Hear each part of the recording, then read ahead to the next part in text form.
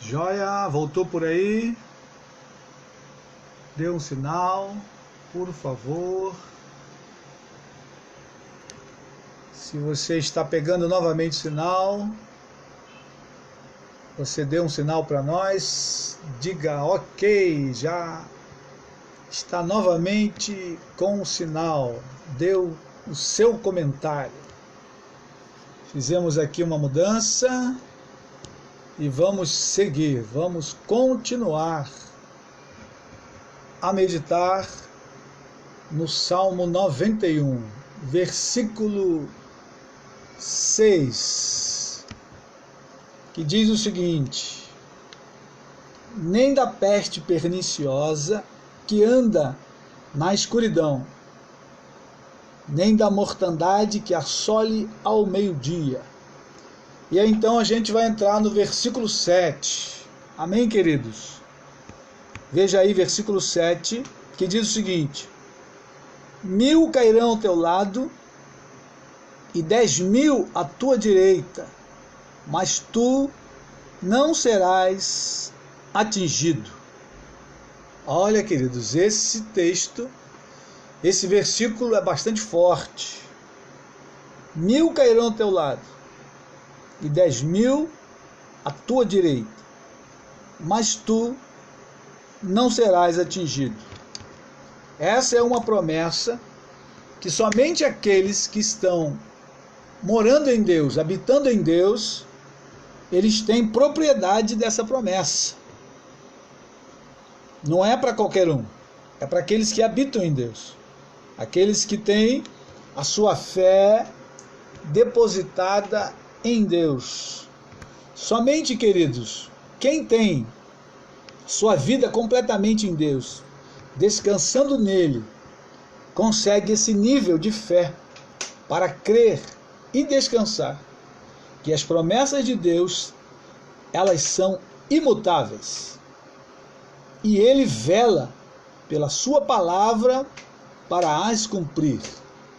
Essa palavra, querido, ela não está escrita aí por acaso, ela não está escrita aí perdida.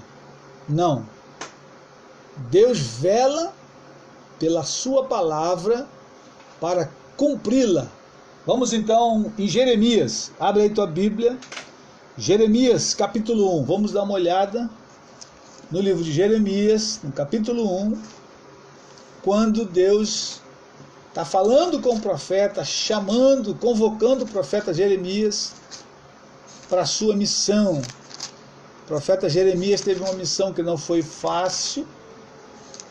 Jeremias profetizou durante todo o período antes do exílio da Babilônia, e ele profetizava, e o povo não se converteu, o povo não voltou atrás. Mas diz assim o texto, Jeremias capítulo 1, versículo 11 e 12. Se você tem sua Bíblia, abra, por favor. Versículo 11 e 12. Jeremias capítulo 1, versículo 11 e 12. Quando diz o seguinte, versículo 11. Veio ainda a palavra do Senhor dizendo: que vês tu, Jeremias?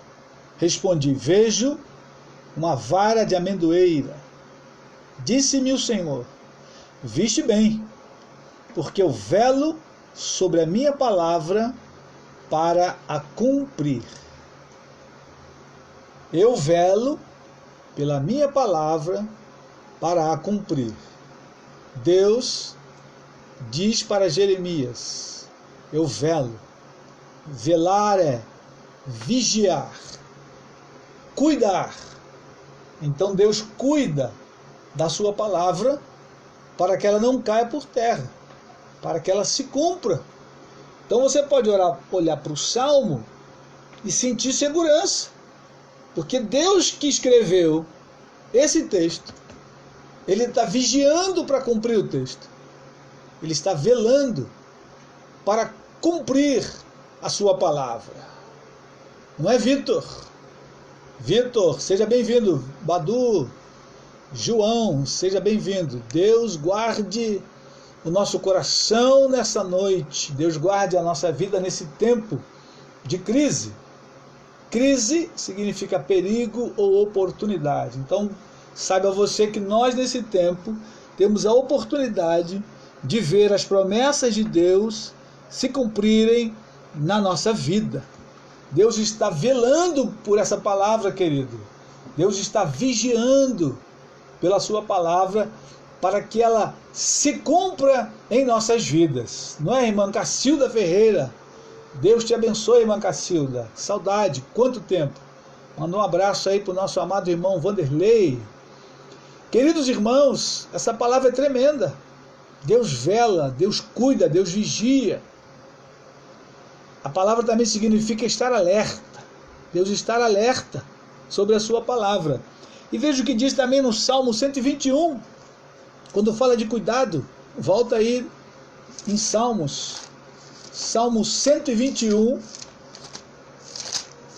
Deus ali também fala do seu cuidado por nós, por aqueles que habitam em Deus. Luizete Matos, Deus te guarde, minha irmã, lá de São Pedro do Jequitinhonha. Deus abençoe essa amada igreja. Quanto tempo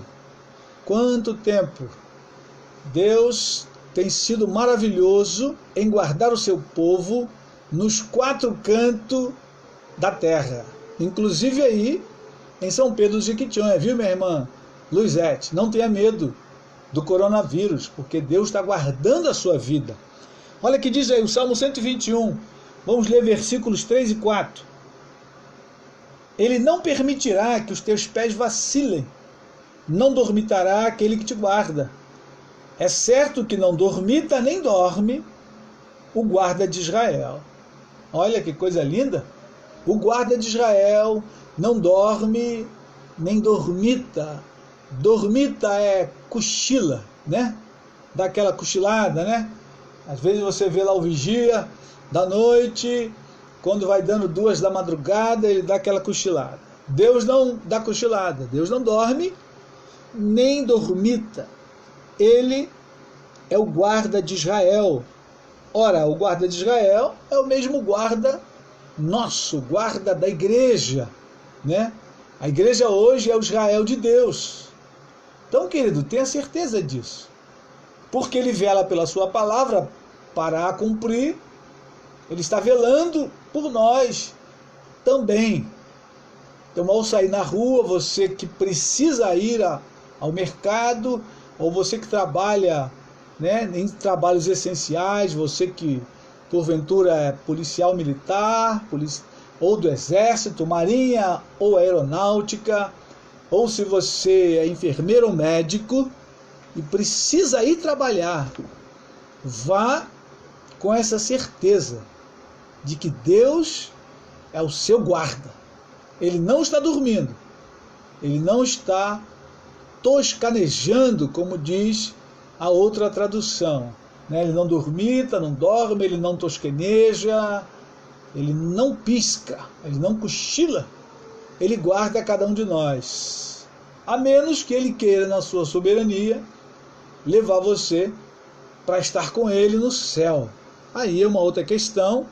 E segundo Paulo, nós vimos isso na primeira live, morrer e estar com Cristo é incomparavelmente melhor.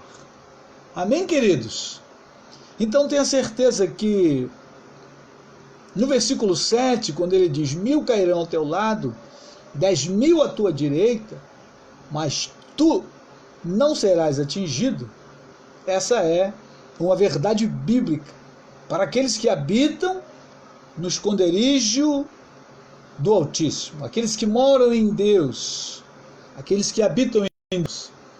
Mas quando a gente vai ao versículo 8, aí, querido, o versículo 8, ele é mais contundente ainda, porque ele diz o seguinte, volta aí no Salmo 91, e vamos olhar o versículo 8, que diz o seguinte: somente com os teus olhos olharás e verás a recompensa dos ímpios. Vou repetir, somente com os teus olhos olharás e verás a recompensa dos ímpios. Aqui tem duas questões. O justo, aquele que está andando em justiça, aquele que está guardado e protegido por Deus, ele algumas vezes ou muitas vezes ele vai assistir a recompensa dos ímpios. E aí, eu queria pensar nessa frase, a recompensa dos ímpios.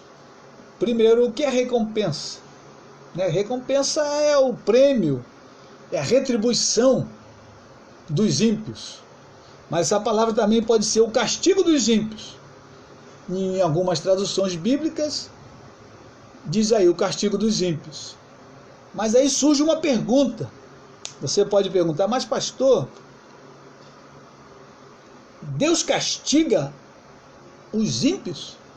Deus castiga os homens? Esse é um tempo em que a sociedade em geral tem falado muito do amor de Deus, o Deus amoroso, o Deus perdoador. Deus é tudo isso, Ele é amoroso, Ele é gracioso, é um Deus que nos amou extremamente. Mas a Bíblia também fala da recompensa dos ímpios.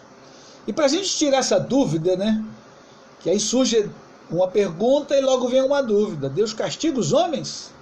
Queria ir com os irmãos, amigos, lá em Gênesis, capítulo 2. Vamos lá no começo da história, no começo da humanidade. No livro de Gênesis, no capítulo 2, tem algo ali para a gente começar a pensar nessa pergunta. Deus castiga os homens? Gênesis capítulo 2, versículo 15, 16 e 17. Se você tem tua Bíblia, abra, por favor, para que você possa acompanhar e anotar. Diz aí o seguinte: tomou, pois, o Senhor Deus ao homem e o colocou no jardim do Éden para o cultivar e o guardar. E o Senhor Deus lhe deu esta ordem: de toda árvore do jardim comerás livremente, mas da árvore do conhecimento do bem e do mal não comerás, porque no dia em que dela comeres, certamente morrerás. No dia em que dela comeres, certamente morrerás. Aí começa então, queridos, essa questão do castigo. Deus pega o homem, cria o homem à sua imagem e semelhança, homem e mulher, e coloca lá no jardim do Éden, dar uma ordem a eles: vocês podem se alimentar de todas as coisas, de tudo, menos da árvore que está no meio do jardim, que é a árvore do conhecimento do bem e do mal. E aí então o homem desobedeceu a ordem de Deus. O homem foi lá, tomou do fruto da árvore e comeu. E a ordem que Deus tinha dado para que não comesse. E se ele comesse, haveria uma recompensa, um castigo. E o castigo seria a morte. Esse foi então o castigo que passou de Adão e Eva para toda a humanidade. A morte. No dia em que dela comerás, certamente morrerás. Então, queridos, e aí ao longo de toda a Bíblia a gente vem estudando e meditando sobre essa questão do castigo. E eu queria ver com você mais um texto lá em Romanos agora, lá no capítulo 6 de Romanos. Capítulo 6 de Romanos. Romanos, capítulo 6, vamos lá, se você tem a sua Bíblia, por favor acompanhe, para que você tenha bastante clareza que nós estamos trabalhando em cima das Escrituras Sagradas. Nós não estamos aqui falando de lenda nem de contos, mas da palavra de Deus. Romanos capítulo 6, versículo 23, diz aí o seguinte: porque o salário do pecado é a morte, mas o dom gratuito de Deus é a vida eterna em Cristo Jesus nosso Senhor. Veja bem que o texto fala do castigo, que é a morte, que veio por causa do pecado, E aqui Paulo aos Romanos, ele está ratificando o que Deus falou para Adão lá no Jardim do Éden. O salário do pecado, o pagamento do pecado, a retribuição do pecado é a morte. Irmão Maurício, lá do Vale do Jequitinhonha, cidade de Araçuaí, Deus te abençoe, viu, Maurício? Fique firme, não desanime, o Senhor está voltando. Precisamos erguer as nossas cabeças, estar atento e pregar o Evangelho do Senhor Jesus. Então, queridos, na pergunta que você talvez tenha no seu coração, se Deus castiga o homem, o castigo veio a toda a humanidade por causa do pecado. Mas perceba que aqui Paulo vai dizer o seguinte: mas o dom gratuito de Deus é a vida eterna. Deus, ele não só castiga o homem, ele dá ao homem a vida eterna, a possibilidade do homem se converter a ele, do homem voltar a ele. Deus dará a você e a mim a oportunidade de vida eterna. Ele diz aí no texto, mas o dom gratuito de Deus, dom aí é dádiva, é presente, né? Aquilo que a gente não merecíamos, Deus deu de graça. Mas o dom gratuito de graça de Deus é a vida eterna em Cristo Jesus, nosso Senhor. Jesus, nosso Senhor. Então, queridos, agora volta um pouco em Romanos 3, 23. Ainda pensando na questão do pecado, do castigo e da vida eterna. Romanos 3, 23 diz o seguinte: pois todos pecaram e carecem da glória de Deus. Depois que Adão e Eva pecou lá no Éden, todos pecaram, toda a humanidade, né? O pecado, ele é hereditário. As crianças, quando nascem, já têm a semente do pecado. Basta elas crescerem que o pecado vai se manifestar. Não precisa ninguém ensinar. É lógico que as crianças aprendem muita coisa errada também. Mas se ninguém ensinar nada de errado para uma criança, vai chegar um momento que o pecado dentro dela vai se manifestar e ela então vai se rebelar contra Deus. Por isso, a graça de Deus está estendida a toda a humanidade, porque todos pecaram. Todos pecaram e carecem e precisam da glória de Deus, da misericórdia de Deus.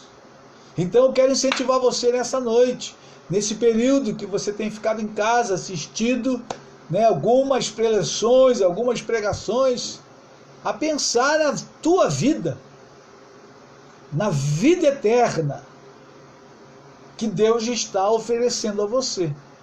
Porque se você pensa na sua vida como a vida eterna e começa a habitar em Deus, as promessas do Salmo, e não só as promessas do Salmo 91, nós temos milhares de promessas na Bíblia, queridos. Todas elas farão parte da sua vida. E Deus, porque amou você assim de uma maneira extraordinária, Ele enviou Jesus para salvar a mim e a você. E aí nós vamos ver aí no Evangelho de João, se você tem a tua Bíblia, você abra, João capítulo 3, versículo 16, para você não ficar pensando que Deus é mau, porque Ele castiga. De maneira nenhuma, Deus é amor. Quando João teve que escrever sobre a pessoa de Deus, o caráter de Deus, ele escreveu: Deus é amor. Deus é amor. E nesse texto aí de João, do Evangelho de João, João é chamado o apóstolo do amor. João andou na intimidade com Cristo enquanto ele aqui na terra, por isso ele pôde falar bastante sobre o amor. João é aquele apóstolo que reclina ao peito de Jesus na ceia, na última ceia de Jesus com os discípulos. Então João tem muito para nos ensinar. E ele diz aí o seguinte: porque Deus amou ao mundo de tal maneira que deu o seu Filho unigênito, para que todo o que nele crê não pereça, mas tenha a vida eterna. Então você pode pensar e imaginar Deus é amor. E ele amou o mundo de tal maneira, ele amou o mundo com tamanha grandeza, que ele deu o seu próprio Filho para morrer em nosso lugar, sendo nós ainda pecadores. Possa ser que alguém morra por alguém, mas Deus prova o seu amor, que sendo nós pecadores, homens maus, ele deu o seu Filho, Jesus Cristo, para morrer em nosso lugar. Então veja, o amor de Deus é grande. Por mim, por você e por toda a humanidade. Deus ama a sua vida. Deus quer cuidar de você. Não só agora, nesse período do coronavírus, né? Não só agora nesse período de reclusão, mas Ele quer cuidar de você em todo o tempo da sua vida. Nos tempos bons e nos tempos ruins. Você entende isso, querido? Então Jesus, ele veio para morrer por mim e por você. E olha o que diz aí o versículo 17, olhando ainda para João capítulo 3, verso 17. Porque Deus enviou o seu Filho ao mundo, não para que julgasse o mundo, mas para que o mundo fosse salvo por ele. Percebe como é que o amor de Deus é grande? Deus veio ao mundo não para julgar o mundo, mas para salvar os homens. Salvar os homens. E olha o versículo 18. Quem nele crê não é julgado. O que não crê já está julgado, porquanto não crê no nome do unigênito Filho de Deus.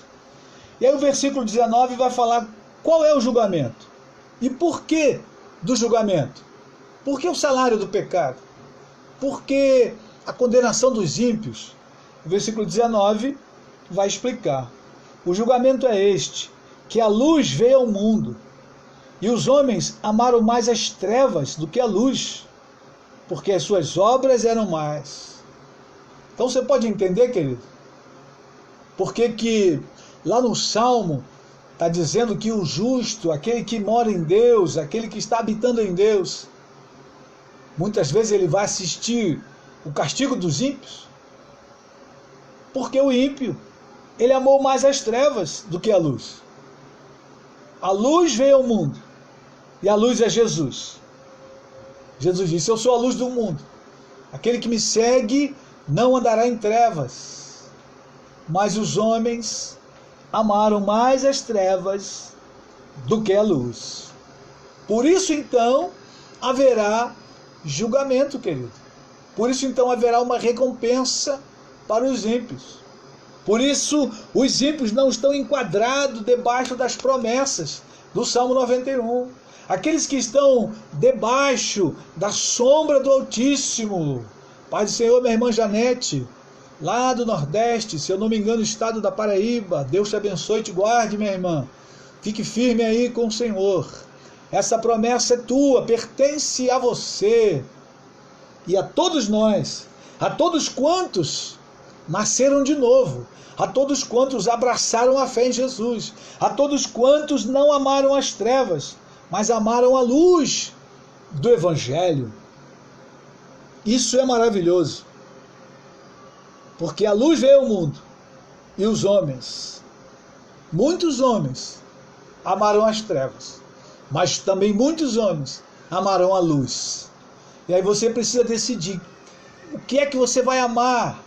Você vai amar a luz ou vai amar as trevas? Nesse momento de crise, nesse momento de caos no mundo, né? O mundo vai entrar em recessão, o mundo inteiro. Você vai continuar amando as trevas ou você vai amar a luz? Jesus é a luz. E ele disse, eu sou a luz do mundo. Aquele que me ama não andará em trevas. Saiba disso, querido. E aí então você tem a oportunidade, olhando a palavra, de decidir em qual caminho você vai andar. Ou no caminho da luz do Evangelho, que é Jesus, ou no caminho de trevas. Para aqueles que escolhem o caminho de trevas, né? A palavra de Deus diz lá em Hebreus, vamos no texto lá em Hebreus vai dizer o seguinte, para aqueles que decidem andar em trevas e não querem voltar atrás, a palavra é muito clara. Hebreus capítulo 10, versículo 26 e 27. Porque se vivermos deliberadamente em pecado, depois de termos recebido o pleno conhecimento da verdade, já não resta sacrifício pelos pecados. Pelo contrário, certa expectação horrível de juízo e fogo vingador, prestes a consumir os adversários. Ora, depois que nós recebemos a palavra de Deus, depois que nós recebemos o Evangelho, depois que nós ouvimos a mensagem de que Cristo salva, de que Cristo é luz, se nós negarmos, se nós virarmos as costas para Ele, não resta nada mais a não ser uma expectativa horrível de juízo e fogo. Por isso, querido, nessa tarde, nessa noite, eu quero convidar a você a pensar sobre isso. Não só nas promessas do Salmo 91, mas em tudo aquilo que Deus tem para a sua vida. Tudo aquilo que Deus tem para você, que é muito maior do que as promessas aqui, né? Deus vai livrar muitos, milhares dos seus filhos. Alguns Ele vai levar para a glória, porque preciosa é aos olhos do Senhor a morte dos seus santos. Nós vimos isso também na primeira live. Está lá no livro de Salmos 116. Preciosa é aos olhos do Senhor a morte dos seus santos. Então, queridos, morrer para o cristão não é um pavor, mas a Bíblia diz que é um prêmio. Paulo lá em Coríntios, no capítulo 1 de 2 Coríntios, morrer e estar com Cristo é incomparavelmente melhor. Então não há pavor. Há segurança em Cristo. A segurança que Ele vai nos guardar e a segurança se Ele nos levar para o céu. Essa é a melhor parte, é a boa parte. Se Ele nos levar para o céu, Ele então fez uma boa coisa. Nos levou para junto dEle. E eu queria olhar com vocês o último versículo dessa noite. Versículo 10. Versículo 10 ele é muito contundente na promessa. Bastante contundente. Versículo 10, abre aí, voltando lá no Salmo 91, verso 10. Diz aí o seguinte: nenhum mal te sucederá, praga nenhuma chegará à tua tenda. Já pensou nessas palavras? No meio dessa crise toda do Covid-19, você ler esse texto e confiar nisso, nenhum mal te sucederá, praga nenhuma chegará à tua tenda. Queridos, esse é um texto forte, muito forte, talvez o mais forte de todo o Salmo, talvez o mais contundente. E aí eu quero te lembrar aquela introdução que fizemos no começo, né? Que eu li para os queridos irmãos, que diz o seguinte: nada pode afetar um filho de Deus, a menos que o Senhor permita. Ele é soberano, então ele pode permitir que algo nos afete, e aí não tem nenhum problema, sua palavra não caiu por terra, porque ele então permitiu. Mas em linhas gerais, eu quero dizer a você, querido, que esse salmo, essa promessa, ela é verdadeira. Nenhum mal te sucederá. Praga nenhuma chegará à tua tenda. Lembra do povo de Israel lá no Egito. Deus guardou o seu povo lá na terra de Gósen. E as pragas do Egito não atingiram o povo de Israel, que era o povo de Deus, o povo separado, o povo escolhido, queridos. Então, querido, pense nisso. Você pode fazer parte, se você ainda não faz parte, você pode fazer parte do povo separado, do povo escolhido de Deus. Basta você entregar a sua vida ao Senhor Jesus Cristo. Ainda hoje, nessa live, ou depois que terminarmos, você pode dobrar o teu joelho, você pode ir no teu quarto, na sala da tua casa, no trabalho, aonde você estiver.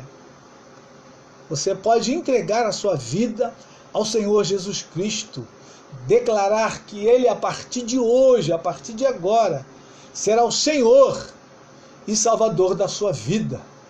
Jesus, Ele quer ser Senhor primeiramente e depois Salvador da sua vida. E aí, querido, todas essas promessas, todas elas estarão à tua disposição. E muito mais, muitas outras promessas você terá à sua disposição, se você decidir fazer a tua morada, habitar na sombra do Onipotente, descansar na sombra do Onipotente, do Todo-Poderoso. Certamente o teu coração achará descanso em Deus. Nesse tempo de muita tribulação, Deus quer dar a você descanso, querido, para que você, um dia, quando Ele então chamar você possa morar com Ele na glória. Amém, queridos? Nós vamos ficar por aqui e eu quero dizer aos irmãos, amigos, que a nossa próxima live será no sábado, no mesmo horário, 18 horas. Em vez de fazer domingo pela manhã, faremos sábado às 18 horas. Esse horário é melhor na iluminação. Então, teremos nossa próxima live sábado às 18 horas. Vamos seguir olhando aí o Salmo 91 e vamos lá no versículo 11 que diz: porque aos seus anjos dará ordem a teu respeito, para que te guardem em todos os teus caminhos. Deus tem anjos, querido, que Ele dá ordem para guardar a você e a mim. Todos quantos resolveram habitar em Deus, Deus coloca os seus anjos para guardar a minha e a sua vida, para a glória do seu nome. Vamos orar. Se você conhece alguém precisando de oração, você ore por ele agora. Vamos orar pelos enfermos, né? Algumas pessoas que conhecemos já estão contaminadas. Vamos orar por elas. Vamos orar pelo país. Vamos orar pela economia do país. Vamos clamar a Deus nesta hora. Senhor Jesus, nós te adoramos pela tua palavra. Nós bendizemos, Senhor, o teu nome, porque a tua palavra é viva e eficaz, e ela é mais penetrante do que qualquer espada afiada de 2 gumes, Senhor. Ó Deus, que a tua palavra possa fazer morada em nosso coração, que a tua palavra, Senhor, ela possa habitar em nós, em nosso coração, para o louvor do teu nome, o louvor da tua glória. Deus, alcança aqueles que estão nos hospitais nessa hora. Deus, guarda os médicos, enfermeiros, guarda, Senhor, os policiais, aqueles que estão trabalhando nos supermercados, Senhor, nos transporte público. Deus, guarda, livra desse vírus maldito, Senhor. Livra para a glória do teu nome, para o louvor do teu nome.